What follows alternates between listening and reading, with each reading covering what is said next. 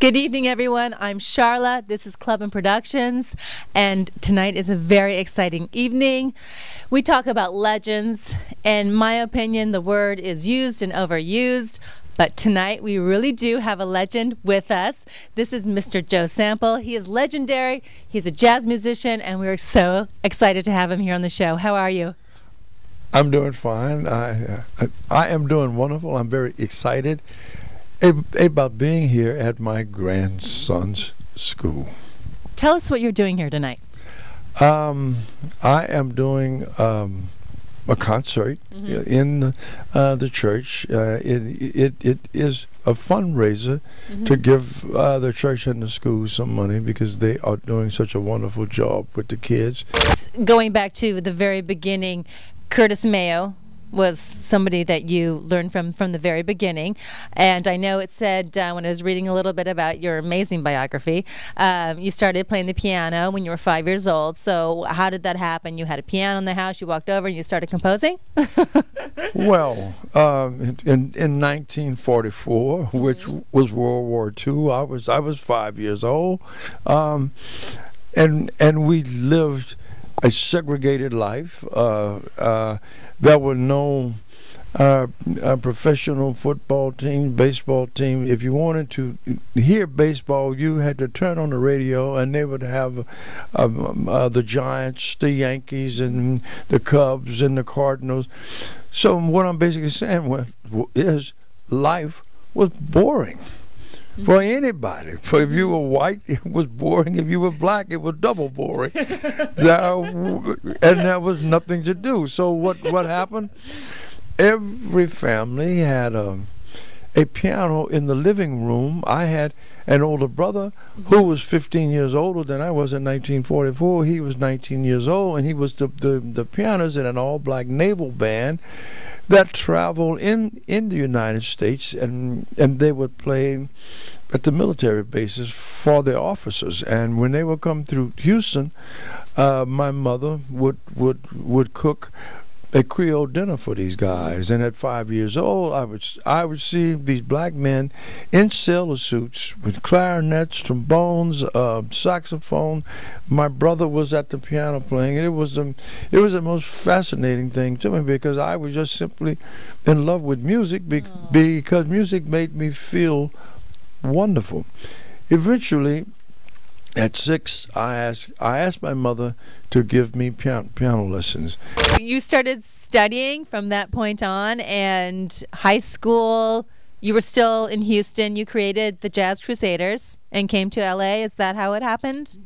Well, it was actually Stix Hooper, the drummer. He had the concept of creating a band, and they were called the Swingsters. And then in high school and the first year, I was 16 at Texas Southern University, a black university. We created a group called the Modern Jazz Sextet. Right. But we would earn money by being the Swingsters, and because of that, I was asked to play with a number of the legendary blues artists who are from the Texas Delta Blues. I grew up in an area of the United States that is known as the Texas Delta. Blues and gospel are still there, even today. But even more so, gospel. It is rich with gospel. And in the mid-'80s, I was worried that we were losing our African American culture because it got into to hip hop and music videos. When I saw the first music video, I knew that was the end of music because the youngsters right away stopped listening and feeling. They began to eyeball the music. And once that happened, then all of the passion was gone. It became all visual. You've had so many amazing experiences. Can you share just a couple highlights of your career over the past 5 decades, 6 decades? Well, speaking of gospel, I became a Los Angeles studio musician beginning in '68. Now, perhaps this happened in 1970. Columbia Records or CBS Records had a recording studio on Sunset Boulevard near Gower. So I was asked to participate in a recording session there where there were 40 musicians with strings and horns and all that. And it was the legend Mahalia Jackson. So I was like, man, I'm honored. They asked me to come and play piano for the legend of gospel, Mahalia Jackson. And I went to the piano and I sat down.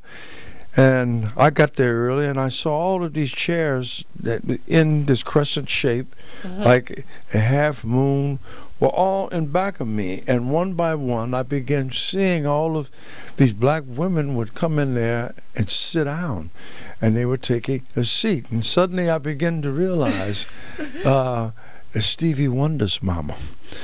That's Little Richard's mama. Oh my goodness. That's Billy Preston's mama. Everybody's mama was sitting in the back of me. I was terrified. You got all those mamas watching you. Those legends and their sons were musical legends, and I got everybody's mama watching me, because I was really, really frightened. So we recorded the first song, and I swear, each one of those mamas, maybe it was 14, 16, each one of them came up to me, and they gave me a big old wad of lipstick. Oh, here and over there, they all kissed me. So I was like, wow, I'm real. I'm for real. I wish we had a picture of that. That would be a fabulous picture. What do you think about the new music, like the techno, rap, hip hop, house, the DJ? What do you think about that style? Well, when I see a caption, if it's, let's say, the Snoop Dogg or Dre or one of the guys. You say Snoop Dogg for me again. on a television show right now, they will say musician. He's not a musician. He's a rapper. Right. That's just, if you're a rapper, you are a rapper. Right. I can't go into a recording studio with a rapper and make music. I can go into the recording studio with a rapper and make a record. Right. But a rapper's not going to make music with me. It's impossible. They can't play. Right. The music lines are being shaded by the definitions of what is a musician or an artist, or like a DJ. Like a DJ puts things together, and like some make their own music, like Paul Oakenfold and Tiesto, but a lot of them will just put everybody else's songs together. But they're superstars, they're celebrities in that genre. Well, that's what I look at it now. One of the reasons that I left L.A. and went back to Texas was because I felt there was a lack of music here. It was gone. There's a new age now. L.A. has become a center of celebrity.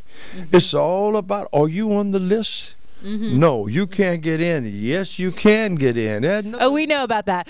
It had nothing to do about a great band. That was only we went out to hear a great band playing. It's not the same thing no more. It's what is the hottest place to be seen. That's fine. There's nothing wrong with that if people want to do. But at my age, I could care less. I miss my days, when we went out to hear great bands playing. I don't think people go out to hear great bands. There are occasional clubs that they do. Your son, Nick, plays with you in the band, the Joe Sample Trio. What are the benefits or the non-benefits of having your son travel with you and play with you? Well, when he was 3 years old, I began to notice that he did have some musical skills, and I began to tell him that, and I would tell him that you do have musical skills, but you're going to have to develop them. I told him what I felt about being a musician when I was 15 years old. It's like, There is no middle class. If you want to be a musician, I don't mean a pop star, a rock star. I'm talking about a musician. You want to play for the rest of your life until you die, then you have to be one of the best. If you are not one of the best, there's no middle class. If you are not one of the best, you're on the bottom. So I used to preach that to my son. If you want to be a musician for your entire life, you're going to have to strive to become one of the best. 7 years ago, he asked me, could he begin playing with me? And when he finally sat down and started playing with me, he was shocked. I kicked his butt. You showed him how it was done? Oh, man. He started sweating. His hands started hurting. He had never been in that kind of situation. Now he understands it now. All of He shaped up. And a young drummer who is working with us tonight, Karma, and Auger. He's Brian Auger's son, and so he said that. Well, I sat with him yesterday, and he had a particular description of working with me the first time, and I run them through this, I run them through that, and I begin to tell them things, and he just said every musician in the world should get run through that Joe Sample process. The Joe Sample musical boot camp. Right. I mean, it's just and everything that I'm saying is just, I mean, it took me years. I learned this the hard way, right. And now I'm just telling them what I learned the hard way. It's like, you're sharing it. Oh, wow, I never realized that. And it's just so logical. You should have thought about that. Right. Thank you for sharing your wisdom, your knowledge, your experience. It's been a real honor to meet you. It's very excited. And thanks for working with the children, caring about our country. And, you know, you're old-fashioned, you're honorable. It's hard to find these days. And young men, take a look at this. This is the man. This is the real man. Thank you so much. Well, thank you. Thank you so much.